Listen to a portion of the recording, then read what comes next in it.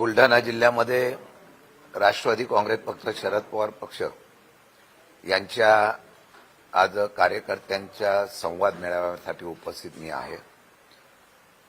आमचे नेते राजेंद्रजी शिंगणे साहेब आहेत, मंचावर बाकीचे सगळे माझे राष्ट्रवादीचे निष्ठावंत पदाधिकारी आहेत। पत्रकारांचं मनापासून या ठिकाणी मी स्वागत करतो। आपण या ठिकाणी बोलवल्यानंतर वेळ दिला। खरवंडाचा तुम्ही आमचा आवाज आहात। हा आवाज जनतेपर्यंत आणि सगळीकडे पोहोचवण्याच्या संदर्भातून आपण निश्चितपणाने आम्हाला सहकार्य कराल अशी अपेक्षा आहे। आज संवाद मेळावा आहे। या संवाद मेळाव्याच्या निमित्ताने या राज्याचा या पक्षाचा अध्यक्ष झाल्यानंतर आदरणीय साहेबांनी मला संधी दिल्यानंतर महाराष्ट्राचा दौरा आम्ही सुरू केलेला आहे। हा महाराष्ट्राचा दौरा करत असताना मध्यंतरीच्या काळामध्ये पावसाचा फार मोठ्या प्रमाणामध्ये पाऊस होता आणि त्यामुळे या दौऱ्याचा थोडासा विलंब झाला। परंतु कार्यकर्त्यांनी जनतेमध्ये मी कालपासून फिरतोय। काल सिंदखेडा राजाच्या असलेल्या महाजिजाऊच्या या असलेल्या स्मृती जिथं आहे त्या असलेल्या ठिकाणी मी त्या ठिकाणी नतमस्तक झालेलो आहे, जिथून आम्हाला स्फूर्ती मिळाली, जिथून आम्हाला ऊर्जा मिळाली, जिथून आम्हाला महाराष्ट्राचा एक इतिहास घडवण्याच्या संदर्भातला निर्णय झाला। त्या स्मृतीस्थळाला मी या ठिकाणी नतमस्तक झालेलो आहे आणि तीच प्रेरणा घेऊन भविष्य काळामध्ये छत्रपती शिवाजी महाराजांच्या विचाराचा महाराष्ट्र 18 पगड जातीचा घेऊन करण्याचा एक संदेश घेऊन या ठिकाणी काम करणार आहे। मला आनंद आहे की कालपासून आल्यानंतर सुद्धा पक्षामध्ये अनेक ठिकाणी काही लोक सोडून गेली, काही लोकांनी पक्षाच्या बाबतीमधला दुसऱ्या संघटनेमध्ये गेली, तरी बुलढाण्यामध्ये राजेंद्र शिंगणे साहेबांच्या नेतृत्वाखाली पक्ष संघटना आहे तशीच मजबूततेने आहे। चांगलं वातावरण आहे। फक्त तो लोकांमध्ये जाऊन आम्ही या बाबतीमध्ये एक चांगल्या प्रकारचा पक्षाचे लोकांचे प्रश्न घेऊन हा पक्ष उभा करण्याचा 100% आम्ही प्रयत्न करू। एक जबाबदारी आहे आणि संघर्षाच्या काळामध्ये सर्वांना बरोबर घेऊन जाण्याचा मी प्रयत्न करणार आहे। एक या बाबतीमध्ये बुलढाण्यामध्ये अतिवृष्टी प्रचंड झालेली आहे। मे महिन्यापासून सुरू झालेला पाऊस अद्यापही सुरू होता आणि म्हणून काही नदीकाठच्या गावाची आहे तिथली जमीन सुद्धा खरडून गेलेली आहे। प्रचंड नुकसान झालेलं आहे। हा विषय आम्ही जिल्हाधिकाऱ्यांकडे तर देऊच, परंतु 14 तारखेला आणि 15 तारखेला 14 तारखेला नाशिकला एक दिवसाचं शिबिर आणि 15 तारखेला महाराष्ट्राच्या किंवा बुलढाणाच्या सुद्धा असलेल्या शेतकऱ्यांचे विषय आम्ही घेऊन महामोर्चा काढतोय। बुलढाण्याचे शेतकरी असतील, महाराष्ट्रातला शेतकरी असतील, त्या शेतकऱ्यांच्या असलेल्या अनेक प्रश्न जे आहेत, सरकारने जे आश्वासनं दिली आहेत त्याची त्या ठिकाणी पाळली गेली नाही, त्याच्या संदर्भात आम्ही आवाज उठवणार आहोत। संपूर्ण शेतकरी कर्ज माफ करावं, त्याचबरोबर अवकाळी पाऊस पडलेला ओला दुष्काळ जाहीर करावा, अशा अनेक प्रश्न घेऊन आम्ही त्या ठिकाणी आंदोलन करतोय आणि त्या निमित्ताने हे बैठक घ्यायला आलेलो होतो आणि या बैठकीच्या निमित्ताने बुलढाण्याला पक्ष संघटना परत एकदा मजबूत उभी करून येणाऱ्या काळामध्ये स्थानिक स्वराज्य संस्थेला निवडणुकीला समोर जात असताना महाविकास आघाडीचे सगळे पदाधिकारी एकत्रित बसून या ठिकाणी निर्णय घेतील आणि त्या निवडणुका सुद्धा आम्ही सगळ्या ताकदीने लढवायची अशा प्रकारचा आमचा विषय आहे, निर्णय आहे। जनसुरक्षा कायदा रद्द व्हावा यासाठी आज जनसुरक्षा कायदा रद्द व्हावा यासाठी आज ठाकरेंच्या शिवसेनेकडून राज्यभरात आंदोलन केले जात आहे। आपण त्यामध्ये आंदोलनामध्ये सहभागी आहात किंवा आपला पाठिंबा आहे? मी आपल्याला प्रथमतः स्पष्ट करतो, यशवंतराव चव्हाण प्रतिष्ठानमध्ये आदरणीय शरदचंद्रजी पवार साहेब असतील, आदरणीय उद्धवजी ठाकरे साहेब असतील, त्याचबरोबर हर्षवर्धनजी सकपाळ अध्यक्ष काँग्रेसचे, कम्युनिस्ट पक्ष, असे सगळ्या लोकांची एक बैठक झाली। तिथे ही दिशा ठरवली गेली।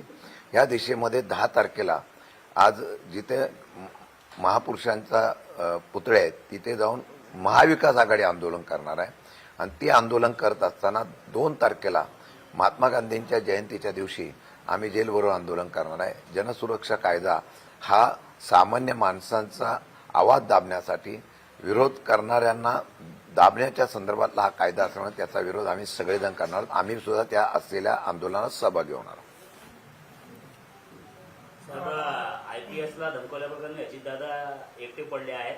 देवेंद्र फडणवीस यांनीही देखील नाराजी व्यक्त केली आहे. अधिकाऱ्यांचा सन्मान राखला पाहिजे असा त्यांनी संदेश दिला. नाही, खरं म्हटलं तर त्या विषया संदर्भामध्ये अनेक लोक म्हणतात अजितदादांचा स्वभाव सगळ्यांना कल्पना आहे. बोलताना ते अधिकाऱ्यांशी बोलतात, समोरून कार्यकर्त्यांनी काय मुद्दा दिला की प्रत्येक लोकप्रतिनिधी आपलं मांडतो. परंतु आयपीएस अधिकाऱ्यांच्या बाबतीमध्ये ज्यावेळेला हे व्हायरल झालं त्या बाबतीमध्ये निश्चितपणाने या महाराष्ट्रामधली एक संस्कृती आहे.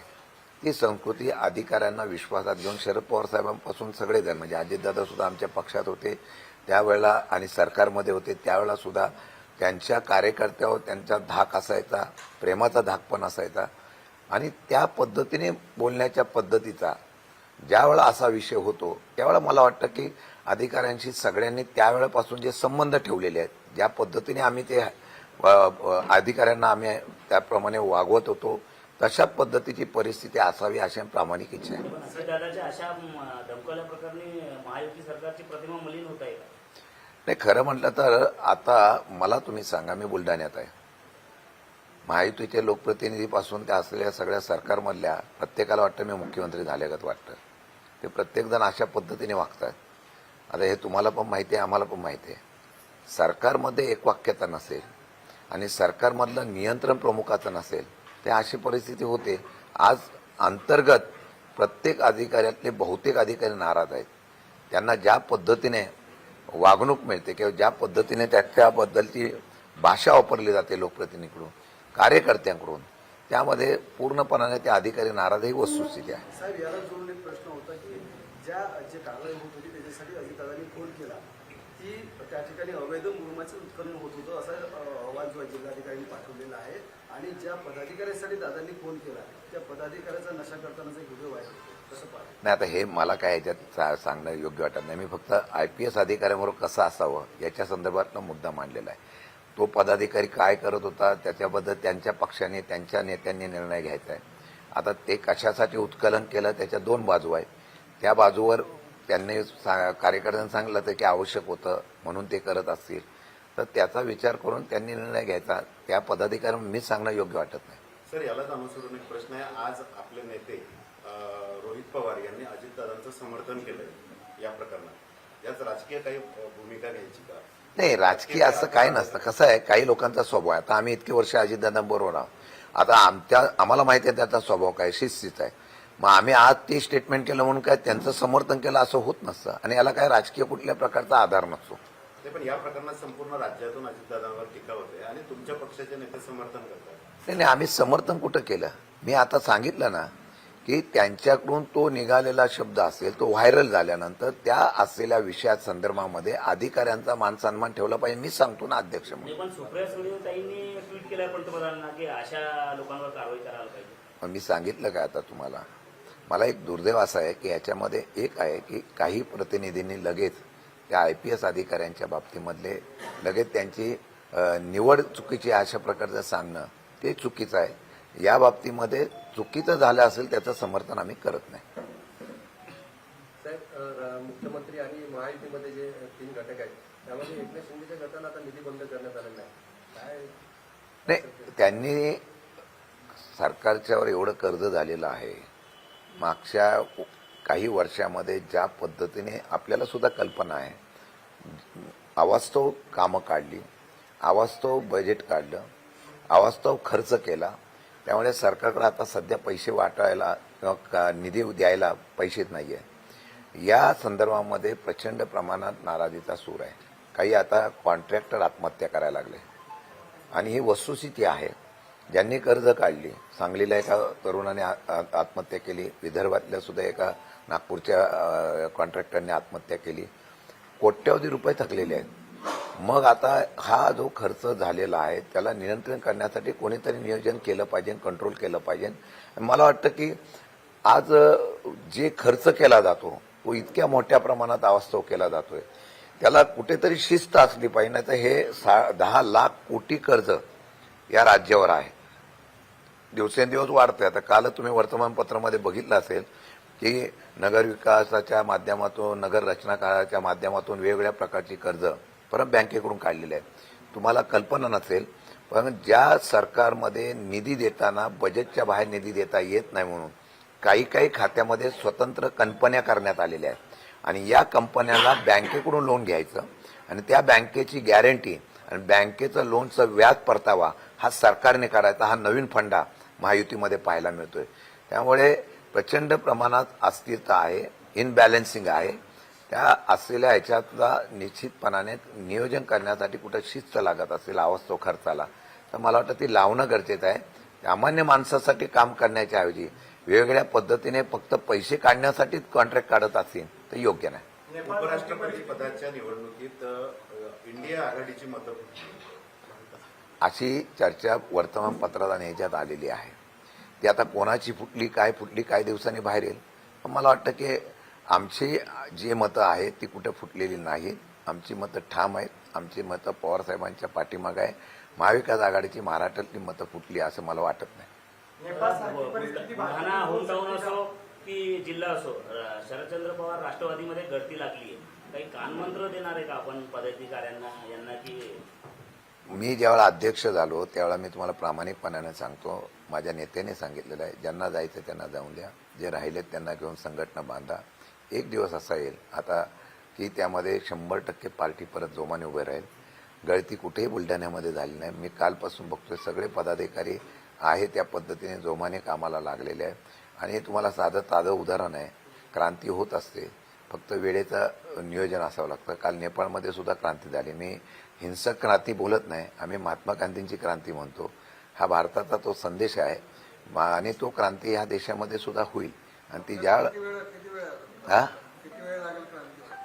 लगेच थोड्या दिवसात स्थानिक स्वराज्य संस्थेपासूनच होईल. तुम्ही मला सांगा, क्रांती झाली नाही? लोकसभेला झाली ना, विधानसभेला सुद्धा झाली. हल्ली निवडणुका ज्या आहेत, माझा आजही आक्षेप आहे, पूर्वीसारख्या निवडणुका लोकांच्यासाठी आणि लोकांच्या लोकप्रियतेवर होत नाही, विकास कामावर किंवा सरकारच्या भूमिकेवर होत नाही. आता सिस्टीमवर निवडणुका होतात. पुढच्या वेळेला निवडणूक कसं येतं, जनतेचं काही पडलेलं नाही. जनतेने काय मतं किंवा जनतेची कामं करू न करू, हल्ली सत्तामधल्या केंद्रातल्या आणि राज्यातल्या लोकांना एवढं ठाम आलेलं आहे की आपण निवडणुका जिंकतो. त्यासाठी वेगवेगळ्या प्रकारच्या क्लुप्त्या लढवल्या जातात. त्या आपण पण सर्वजण बघतोय. आम्ही त्याच्यावर सुद्धा आवाज उठवतोय. आता त्याच्यावर सुद्धा आता जनसुरक्षा कायदा आहे, जसं आता वोट चोरी, ईव्हीएम मशीन ह्या शंकेत आहे. आम्ही बोलत नाही, सामान्य लोक सुद्धा म्हणतात. आता तुम्ही मला सांगा, जर मतचोरीच्या बाबतीमध्ये साधा कार्यकर्ता आपल्या गावातल्या याद्या चेक करत असेल, याची जागृती झाली ना, होणार जागृती. पण जर अशी सरळ निवडणूक घेतली तर तुम्हाला महाराष्ट्रामध्ये क्रांती याच्या अगोदरच पाहायला मिळेल. एकीकडे लोकसभेमध्ये क्रांती झाली म्हणतात, दुसरीकडे विधानसभेमध्ये नंतरचे चित्र वेगळं होतं. अशा परिस्थितीमध्ये तुम्ही कसं म्हणता की क्रांती होत आहे? विधानसभेला परिस्थिती वेगळी होती असं कोण म्हणतोय? विधानसभेला लोकसभेच्या पराभवानंतर सत्तारूढ पक्ष महायुती सावध झाली. त्यांनी पूर्णपणाने नियोजन करून पुढची निवडणूक कशी जिंकायची याचं प्लॅनिंग केलं. त्याच्या अनेक चर्चा तुमच्या पण आहेत, माझ्याकडे पण आहेत. त्या पद्धतीने त्यांनी वेगवेगळ्या प्रकारे केला. आता काही लोक म्हणतात, मग लोकसभेला तुम्हाला निवडून आला, विधानसभेला मग तुम्ही निवडून आला, म्हणून लोकसभेची निवडणूक कशी झाली, मग त्यावेळेला वोटिंग मशीनचं काय होतं का? काही बारकी राज्य द्यायची आणि मोठी राज्य घ्यायची, अशी एक वेगळ्या प्रकारची तंत्र या देशामध्ये आहे, जेणेकरून आम्ही दाखवतो की लोकशाही जिवंत ठेवलेली आहे. परंतु खऱ्या अर्थाने हा धोका जो आहे तो फार मोठ्या प्रमाणात आहे असं मला वाटतंय. आपल्या राज्यातही एक क्रांती झाली. एकनाथ शिंदे आणि अजित पवार हे क्रांती करूनच सत्तेत आले. अशी क्रांती होऊ शकते परत? त्यांनी क्रांती कशासाठी केली मी कसं सांगू? अशी क्रांती सगळीकडे झाली म्हणजे काल पण लोकसभेला काही मतं फुटली सांगितली जातात. ही क्रांती झालेली नाही, ही वेगळी क्रांती झालेली आहे. आता त्या क्रांतीबद्दल बघायचं झालं तर आता लोकांनी क्रांती केल्याशिवाय ही क्रांती थांबणार नाही. शिंदे म्हणताय की त्यांनी उठाव केला, अजितदादांनी एक सिंचन घोटाळ्याचं पाप जे आहे हे अजितदादांचं पाप लपवण्याचं धाडस जे आहे हे देवेंद्र फडणवीसांनी केलं, असा पुनरुच्चार विजय पांढरे यांनी केला. विजय पांढरे तत्कालीन त्यावेळेला जे आरोप प्रत्यारोप झाले त्याच्या संदर्भामध्ये देवेंद्र फडणवीसांनी सुद्धा आरोप केले होते. पांढरे साहेबांनी परत ते केले असेल. सरकार त्यांचं आहे, त्यांनी उत्तर द्यावं आणि देवेंद्र फडणवीसांनी त्याच्या बाबतीमध्ये काय निर्णय घ्यायचा तो घ्यावा, एवढंच आमचं म्हणणं आहे. रामदास आठवले म्हणतात की राज ठाकरे आणि उद्धव ठाकरे एकत्र आले तर महायुतीमध्ये फूट पडेल. कोण म्हणालं? महाविकास आघाडीमध्ये फूट पडेल असं कोण म्हणालं? रामदास आठवले. नाही, रामदास आठवले नेहमी असं सांगत असतात. ते बऱ्याच लोकांना आपल्या पक्षात या म्हणून पण सांगतात. तुम्ही बघितलं असेल की कोण झालं की ते म्हणतात की आमच्या पक्षात या, तुम्हाला लगेच आमच्या पक्षामध्ये जागा देतो, आपण हे करू. काय करायचं ते महाविकास आघाडी ठरवेल. रामदास आठवले की आमच्या महाविकास आघाडीमध्ये नाही, ते महायुतीमध्ये आहेत. शिवसेनेमधून एकनाथ शिंदे बाहेर पडले, ते म्हणताय की मी उठाव केलाय. मग अजितदादा राष्ट्रवादीमधून बाहेर गेले तर त्यांनी उठाव केलाय. नाही, हे जे उठाव अजिबात झालेला नाही. हा दबावाच्या माध्यमातून, यंत्रणेच्या माध्यमातून, सगळ्यांना माहिती आहे, त्या माध्यमातून गेलेली, कोण मनापासून गेलेलं नाही. नाही, पण दबाव टाकूनच नेलेला आहे. अजितदादा दबावाला बळी का पडले जर त्यांनी भ्रष्टाचार केलेलाच नाही? आता हे मला कसं विचारताय तुम्ही? त्यांना विचारा ना. त्यांनी पक्ष सोडून गेलेत, मी कसं सांगू? तुमचं मत काय? आम्ही जाऊ नये अशी आमची इच्छा होती ना. ते गेले आता पक्ष सोडून. गेले होते सोडून. हा, शिंगणे साहेब दबावाखाली नव्हतं गेलो. बँकेच्या प्रेमापोटी गेलो होतो. काय झालं मग? ते झालं ना, आता तो विषय जुना झाला ना. हे राजेंद्र शिंगणे साहेबांनी आहे ना, ते गनिमी कावा वापरला. तो कशासाठी वापरला? बँकेच्या अडचणीसाठी. परत ते बँकेच्या संदर्भात क्लिअर करून आले ना परत. एकमेवच कारण मी त्यावेळेस हे सांगितलं, आजही तेच सांगतो. हेच सांग. भास्कर जाधव म्हणतात की विधान परिषदेचं विरोधी पक्षनेतेपद हे काँग्रेसला देणार आहे. आपल्या पक्षाची काय भूमिका आहे? नाही, ज्यांचे पक्षामध्ये सदस्य जास्त, आता खाली शिवसेनेने अधिकार मागितलेला आहे, वरती काँग्रेसने मागितलेला आहे, त्यांची संख्या जास्त आहे. शेवटी महाविकास आघाडीचे नेते बसून त्याबाबतीत निर्णय घेतील आणि तो निर्णय होईल, तो एकमत आहे. फक्त आता ते अंमलबजावणी करण्याची सरकारच्या हातात आहे. ते करतात का नाही, लोकशाहीमध्ये त्यांचा अधिकार ठेवतात का नाही, हे तुम्ही काही विधानसभेला सुद्धा आम्ही बघितलं. विधानसभेच्या खाली भास्कर जाधव यांचं नाव जाहीर केल्यानंतर अद्यापही त्यांना त्या ठिकाणी विरोधी पक्षनेते दिले नाही. लोकशाही आहे कुठं? सर, आपल्या कापसावरील आयात शुल्क घटवण्यात आलं, याबाबत आपलं काय मत आहे? हा, कापसावरील आयात शुल्क घटवण्यात आलंय. आम्ही आता तोच विषय घेतलेला आहे की जर तशा प्रकारचं आयात शुल्क घटवलं तर परदेशातून आल्यानंतर माल जो आला तर आपल्या लोकांना त्याचं नुकसान होईल. ते घटवू नये याची मागणी आम्ही 15 तारखेच्या मोर्चामध्ये सुद्धा घेतोय. आणि कापसाचा हमीभाव, सोयाबीनचा हमीभाव, ओला दुष्काळ, या सर्व गोष्टीमध्ये आम्ही आवाज 100% उठवतोय. आणि मुख्यमंत्र्यांकडे आदरणीय पवारसाहेबांच्या माध्यमातून शेतकऱ्यांच्या प्रश्नावर एक बैठक लावण्याचा त्यावेळेला आम्ही प्रयत्न करतोय. नॅशनल मीडियामध्ये अशी चर्चा सुरू आहे की डोनाल्ड ट्रम्प यांना मोदी नकोय पंतप्रधानपदी. तुम्हाला काय वाटतं? आता ते डोनाल्ड ट्रम्पचं आणि मोदींचं मी कसं सांगू? आता मला एकच कळतंय की या असलेल्या जागतिक वारवर, हा नुसता वार जागतिक वार, व्यापार वार झालेला आहे. याचे परिणाम आता आपल्याकडे टेरिफ लावला, 50%च्या वरती लावलेला टेरिफ आहे. त्याचे परिणाम आम्हाला काय होणार आहे? देशाच्या अर्थव्यवस्थेवर काय होणार आहे? सामान्य लोकांच्या असलेल्या व्यवसायावर काय होणार आहे? ह्याचा विचार खरं करणं गरजेचं आहे. आम्ही काय करतोय? एक मित्र सोडला म्हणून दुसरा मित्र जोडण्याचा प्रयत्न करतोय, परंतु इनबॅलन्सिंगपणा जो होतोय त्याचे परिणाम 100% शेवटच्या क्षणापर्यंत येतात. खरं म्हटलं तर काँग्रेसच्या राज्यामध्ये आपण सांगतो की मनमोहन सिंग होते, नरसिंहराव होते, पण त्यावेळेला सगळ्या राष्ट्रामध्ये एक वेगळ्या प्रकारचा दबदबा भारताचा होता. तो समतोलपणा त्यावेळेला टिकवला गेला होता. आज दुर्दैवाने महत्वाकांक्षी असलेल्या विचारातून हा टिकवला जात नाही, ही वस्तुस्थिती आहे. आणि याच्यामुळे त्याचा फटका हा सामान्य जनतेला होऊ नये याची काळजी सरकारने घेणं गरजेचं आहे. केंद्र सरकारने पर्याय काढायचा झाला तर पर्यायाच्या माध्यमातून जी अडचण होते त्याच्यावर निश्चितपणाने निर्णय घेणं गरजेचं आहे. मराठा आरक्षणाच्या संदर्भामध्ये छगन भुजबळ म्हणतात ते काढलेला जी आर रद्द करा. हा, मराठा आरक्षणाच्या संदर्भात काढलेला जी आर जो आहे तो रद्द करा, छगन भुजबळांची मागणी आहे. आता हा निर्णय ते सरकारमधले मंत्री आहेत. हा निर्णय देवेंद्र फडणवीस आणि त्यांच्या मंत्रिमंडळातले उपमुख्यमंत्री मंत्रिमंडळाने घेतलेला आहे. हा काय आम्ही घेतलेला नाही. त्या निर्णयाच्या बाबतीमध्ये ते सांगतात सातत्याने की त्यांचा गैरसमज दूर करू, त्यांच्याशी चर्चा झालेली आहे. मग अंतर्गत चर्चा झाली असेल तर बाहेर परत चर्चा का होते मला कळत नाही. का असं तर नाही ना की दोन्ही समाजाला आपणच वेगवेगळ्या पद्धतीने हँडल करायचं आणि त्यांच्यामध्ये अशी दरी निर्माण करून राजकीय फायदा घ्यायचा का, याचा सुद्धा कदाचित विचार करावा लागेल. सर, आपल्या देशाच्या सभोवताली सर्वच देशात आता क्रांती होते आणि सत्ता बदलवली जाते. कसं बघता या सगळ्या गोष्टी? कुठल्या आपल्या सभोवताली जेवढे देश आहेत, श्रीलंका, बांगलादेश, आता नेपाळ, या सर्व देशांमध्ये क्रांती होऊन सत्ता बदल होते. मी एकच म्हणालो, ज्या वेळेला लोकांवर काही लादलं जातं त्यावेळेला तरुणाई आणि लोक त्याच्या विरुद्ध आवाज उठवतात. आता आपल्या देशाच्या बाजूला सगळीकडे अशांतता आहे. एक काळ असा होता, यांचं स्वातंत्र्यता, यांना ताकद ही भारताने दिली होती. आज ते एकही बाजूचं राष्ट्र भारताबरोबर नाही. हे सुद्धा छोटी राष्ट्र आहेत ज्यांना आम्ही स्वातंत्र्य केलं होतं, ती राष्ट्र भारताबरोबर नाही. त्यांच्याकडे उद्रेक झालेला आहे. माझ्या माहितीप्रमाणे नुसते या राष्ट्रांमध्ये शेजारचं नाही, तर या जगामध्ये जेवढी राष्ट्र आहेत हे हुकुमशाही पद्धतीने किंवा निर्णय लादण्याच्या बाबतीमध्ये होतात त्यावेळेला क्रांती होते. काही दिवसांनी, काही वर्षांनी भारतामध्ये सुद्धा एक हळूहळू लोकशाहीच्या माध्यमातून हुकुमशाही येते अशी भावना ही लोकांमध्ये आहे. तरुणांची बेरोजगारी, शेतकऱ्यांचे प्रश्न, सामान्य लोकांच्या बाबतीमध्ये असलेला विषय घेण्याच्या बाबतीत सरकारची भूमिका, भांडवलशाहीला पूरक अशा प्रकारचे घेणारे निर्णय, 2-4 व्यक्तीसाठी केलेले निर्णय, यामुळे लोकांमध्ये हळूहळू हे पटून येईल. फक्त एकच आहे की त्याचा फायदा धार्मिक वादातून घेतला जातो.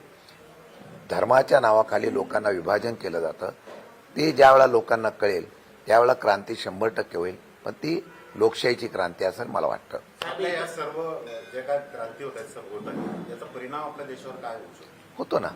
असं आहे की अर्थव्यवस्था आणि आपल्या असलेली आर्थिक धोरणं, व्यावसायिक धोरणं याचे परिणाम, आता आपण काय सांगितलं, नेपाळला कोणी आता जाऊ नका, म्हणजे याचा परिणाम आपोआप आजूबाजूला होतो. आता युक्रेन रशियाचं युद्ध असेल, त्याचबरोबर अनेक राष्ट्रांची युद्ध आहे, त्याचे परिणाम अर्थव्यवस्थेवर आपल्या होतं ना. सगळ्यांचे लिंकअप आहे. आता जर आपल्याला पेट्रोल, डिझेल, कच्चे तेल वगैरे जिथून आणायचे, आता आम्ही रशियाकडून कच्चे तेल मिळतंय म्हणून अमेरिकेला अनेक विषय आहेत, त्याला कांगोरे आहेत. त्याच्या बाबतीमध्ये त्यांनी भूमिका फार अभ्यासपूर्ण या देशांनी करणं गरजेचं आहे. इथेनॉलमुळे केंद्रीय मंत्री नितीन गडकरी कोट्यवधी झालेले आहेत, काय सांगा? नाही, हे मला माहित नाही. स्थानिक स्वराज्य संस्थांमध्ये आपण काय फॉर्म्युला वगैरे ठरलेला आहे का आता? स्थानिक स्वराज्य संस्थांच्या निवडणुकांमध्ये स्थानिक स्वराज्य संस्थेमध्ये महाविकास आघाडी म्हणून आमचे नेते राजेंद्र शिंगणे साहेब असतील, शिवसेनेचे नेते आणि काँग्रेस वगैरे या सगळ्यांची बैठका सुरू आहेत. स्थानिक पातळीवर त्या बैठका आम्ही करण्याच्या बाबतीमधल्या सूचना घेतल्या. निर्णय त्यांनी स्थानिक पातळीवर घ्यावं. स्थानिक स्वराज्य संस्था आम्ही ताकदीने लढवणार आहोत. आघाडीमध्ये मोठा पक्ष कोणता आहे? हे आता येणारा काळ सांगा. आमच्या आता आघाडी तर टिकून द्या. आता तुम्ही मोठा पक्ष म्हटल्यानंतर आमच्याच बिघाडी करू नका. साहेब, मुंबईमध्ये मराठा आंदोलकांची गर्दी लक्षात घेता हायकोर्टाने टिप्पणी केली की आंदोलकांना वाशीतून मुंबईमध्ये पाठवला दक्षिण मुंबईमध्ये. हाच नियम आता कुंभमेळा होणार आहे पुढच्या वर्षी, तिथे लागू होईल. तो नाशिकला होणार आहे. मुंबईला पूर्वी कोर्टाचा एक निर्णय असा आहे की आझाद मैदानावर जे काही आंदोलन होतात त्यांनी 9 ते 5 याबद्दल आंदोलन करावं असा नियम आहे. त्याला अपवाद फक्त मराठा आंदोलनाच्या माध्यमात जरांगे पाटलांनी केलेल्या आंदोलन अपवाद ठरला. मुंबईला कोंडी झाल्यानंतर कोर्टाने त्याप्रमाणे मुंबईची अर्थव्यवस्था थांबू नये अशा प्रकारचा निर्णय घेतला. योग्य वेळी सरकारच्या वतीने तो मार्ग निघाला म्हणून ही कोंडी फुटली. नवी मुंबईला त्यांनी किंवा खारघरला आंदोलन करावं अशा प्रकारचा कोर्टाने सूचना केली होती खारघरला, परंतु कोंडी फुटल्यामुळे तो विषय आता संपलेला आहे. पुढे आता कोण आंदोलन करेल तेव्हा कोर्ट काय निर्णय घेईल, सरकार काय निर्णय घेईल त्यावेळेस बघूया. ठीक आहे. ओके, धन्यवाद सगळ्यांना.